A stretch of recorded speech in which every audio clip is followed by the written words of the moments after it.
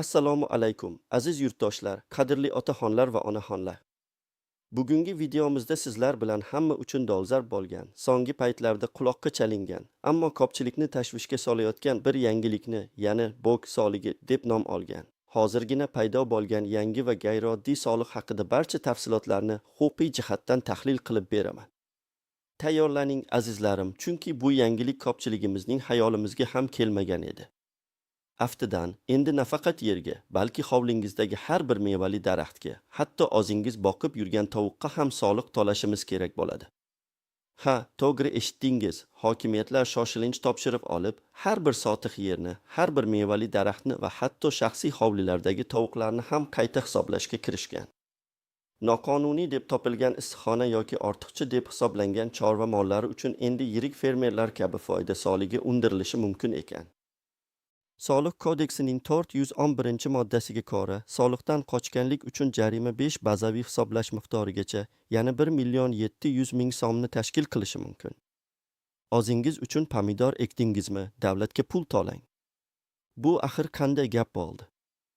Mana shunday bir zamonda yashayapmizki, umr bo'yi ter to'kib, yurt taraqqiyoti uchun xizmat qilgan, farzandlar o'stirish tashvishida tinim bilmagan, o'zini o'zi boqib, davlatga yuk bo'lmagan, har bir rizqini halol mehnati bilan topgan qariya otaxonlarimiz va onaxonlarimiz endi o'z ekinlari, o'z parrandalari uchun ham soliq to'lash kerakmi? Bu qanday adolat? Yoki davlat o'zining pensiya jamg'armasiga to'layotgan ozgina pensiyani ham qaytarib olmoqchimi? Bizning bobolarimiz, momolarimiz eng qiyin davrlarda ham qo'li bilan yer chopib, oilasini boqdi, elga naf keltirdi. Ular hech qachon birovga qaram bo'lishni istamagan, o'z peshona teri bilan topgan nonini shirin bilgan. Bugun esa o'sha shirin mehnatning mevasiga soliq solinishi ularning qadriga yetmaslik emasmi? Sizchi, azizlarim, sizning yoshingiz qancha yillik mehnat stajiga egasiz? Qanchadan beri o'z hovlingizda ekin ekasiz, parranda boqasiz? Hech o'ylab ko'rganmisiz, nega endi mana shunday paytda sizning mehnatkashligingiz davlat uchun yuk bo'lib qolyapti? Shu o'zgarishlar haqida siz nima deb o'ylaysiz? Izohlarda o'z fikrlaringizni, tajribalaringizni yozib qoldirsangiz, juda mamnun bo'lardim. Balki sizning hikoyangiz ko'pchilikka dalda bo'lar, bu muammo qanchalik jiddiy ekanligini ko'rsatar. Aziz tomoshabinlar, bu kabi muhim yangiliklardan, pensiya ta'minotiga oid qonunchilikdagi o'zgarishlardan, sizning huquqlaringiz himoyasidan doimo xabardor bo'lishni istasangiz, kanalimizga obuna bo'lishni unutmang. Bu sizga nafaqat o'z huquqlaringizni bilishga yordam beradi, balki bizga ham ko'proq keksalarimizga yordam berish imkonini yaratadi. Axir, agar biz birgalikda harakat qilmasak, hech kim biz uchun kurashmaydi. Esingizda bo'lsa, ilgari bizning urf-odatlarimizda, qonunlarimizda ham yoshi ulug' insonlarning o'z hovlilarida ekin ekishi, chorva boqishi nafaqat o'z ehtiyojini qondirish, balki yoshlarga namuna bo'lish, ro'zg'orni but qilish ramzi edi. Hokimiyatlar, mahalla faollari yoshi ulug'larni har doim qo'llab-quvvatlagan, ularga sharoit yaratib berishga intilgan. Pensiya jamg'armasi ham, garchi pensiya miqdori ko'pchilikni qoniqtirmasa-da, har bir pensionerning tinch osoyishta hayot kechirishini ta'minlashga intilardi. O'zbekiston mentalitetida kattalarni hurmat qilish, ularga g'amxo'rlik qilish muqaddas hisoblanardi. O'sha davrlarda birorta odam o'z hovlisida o'zi uchun pomidor yetishtirgani yoki 2-3 ta tovuq boqqani uchun soliq to'lash haqida o'ylamagandi. Aksincha, bu xuddi o'z ro'zg'origa baraka olib kelish, ortiqchasini qo'shniga ilinish odatiy hol edi. Qishloqlarda, shaharlarning chekka hududlarida yashovchi ko'plab keksa avlod vakillari uchun kichik bog va 1-2 bosh chorva mol daromad manbai emas, balki tirikchilik asosi, o'zini o'zi ta'minlashning bir yo'li edi. Ular asosan o'z oilasi, farzandlari, nabiralarining ehtiyojini qondirish uchun bu ishlarni qilardi. Ochig'ini aytish kerak, ko'pchilik pensionerlarimizning pensiya miqdori faqatgina oylik kommunal to'lovlar va eng zarur oziq-ovqatga yetadi, xolos. Ba'zilar hatto dori-darmonga ham qiynaladi. Shunday sharoitda o'zimiz ekkan, o'zimiz parvarish qilgan narsaga ham soliq to'lashga majbur qilish, bu qanday insofdan?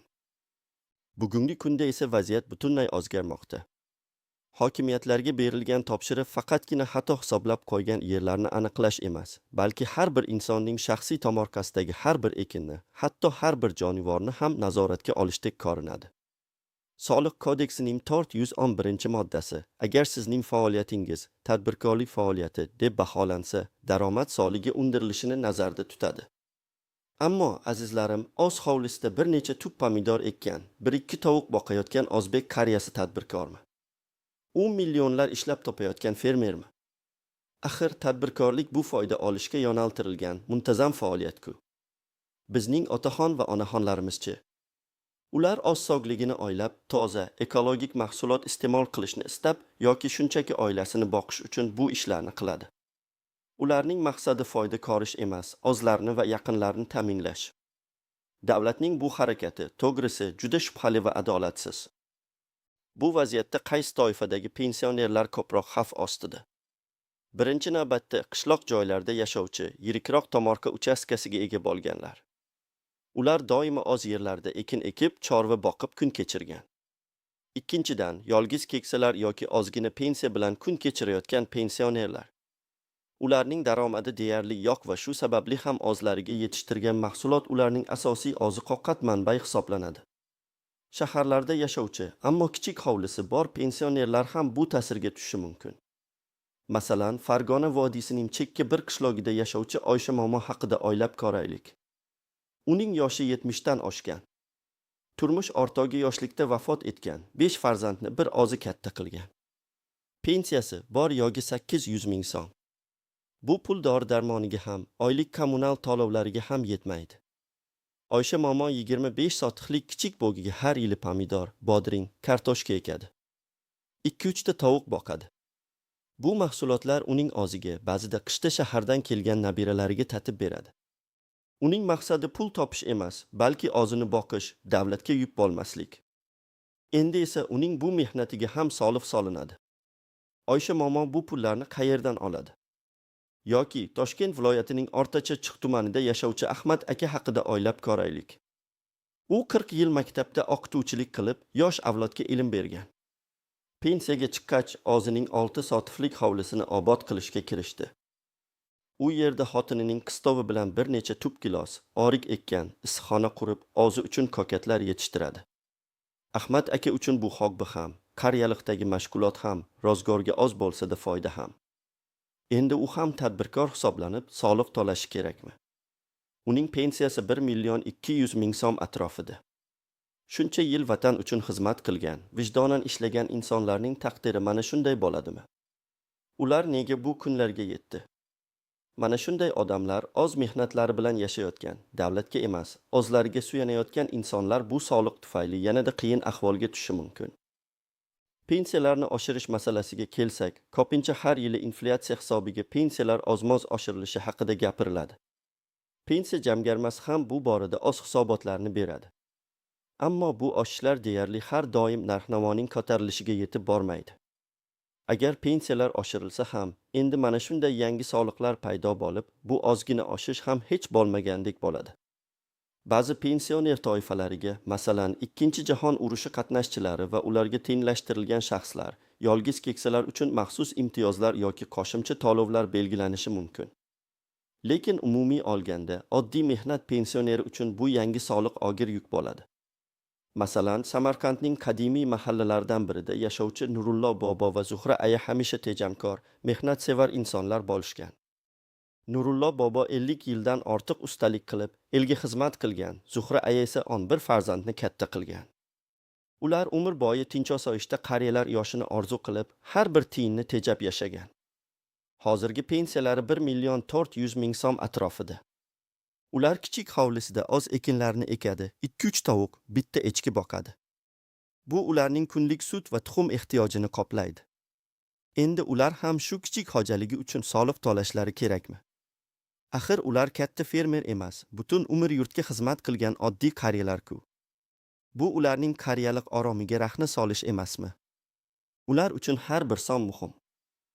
Shunday qilib, ko'plab insonlarimiz butun umri davomida halol mehnat qilib, o'zlariga ishonib yashagan, davlatga og'irlik qilmagan insonlarimiz bu yangi soliqqa duch kelib, katta qiyinchiliklarga duch kelishi aniq. Azizlar, sizning mahallangizda bu vaziyat qanday? Sizning atrofingizdagi pensionerlar ham o'zlari yetishtirgan mahsulotlari uchun soliq to'lashga majbur bo'lyaptimi? Yoki hokimiyat vakillari hali sizga bu haqida hech narsa demadimi? Siz bu qarorni qanday qabul qildingiz? Fikringizni kommentariyalarda yozib qoldiring. Sizning har bir fikringiz muhim, chunki bu bizga muammoning ko'lamini tushunishga yordam beradi va birgalikda yechim topishga undaydi. Endi esa eng muhim qismga o'tamiz. Bu vaziyatdan qanday chiqish mumkin? Birinchi navbatda vahimaga tushmang. Huquqiy savodxonligingizni oshiring. Agar sizning hovlingizga hokimiyat vakillari yoki soliq inspektorlari kelsa, ulardan o'z vakolatlarini tasdiqlovchi hujjatlarni ko'rsatishni talab qiling. Har qanday hujjatni imzolashdan oldin uni diqqat bilan o'qing va agar tushunmasangiz, imzolamang.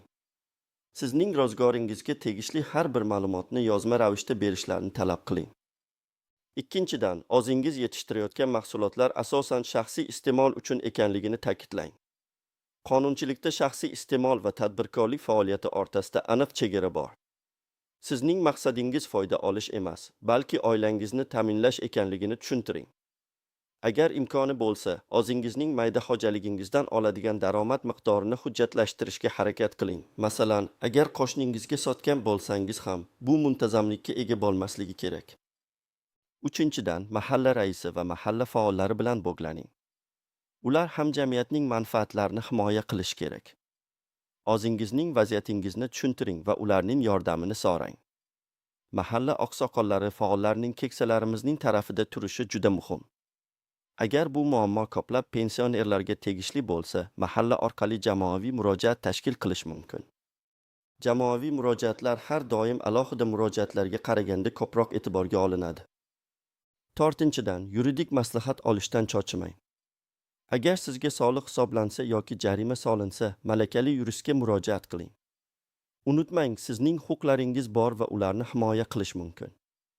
Pensiya jamg'armasi yoki Adliya vazirligining ishonch telefonlariga murojaat qilish ham bir yechim bo'lishi mumkin. Beshinchidan, agar iloji bo'lsa, o'zingizning xarajatlaringizni, ayniqsa dori-darmon va oziq-ovqat xarajatlaringizni hisobga olib boring. Bu sizning qiyin ahvolingizni isbotlashda yordam beradi. Chunki davlat sizning haqiqiy moliyaviy ahvolingizni inobatga olishi kerak. Xulosa qilib aytadigan bo'lsak, azizlar, bu yangilik keksalarimizning turmush tarziga, ularning tinch osoyishta hayotiga jiddiy ta'sir ko'rsatishi mumkin.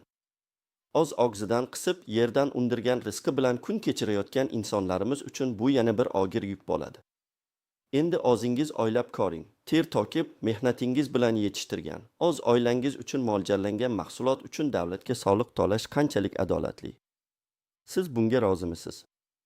Shunday qilib, sizning o'zingizga ekkan pomidoringiz, o'zingiz boqayotgan tovuqlaringiz uchun soliq to'lashingiz kerak bo'ladimi? Bu savolga siz qanday javob berardingiz? Izohlarda o'z fikrlaringizni kutib qolaman. Keyingi videolarimizda yana uchrashguncha o'zingizni asrang, huquqlaringizni biling.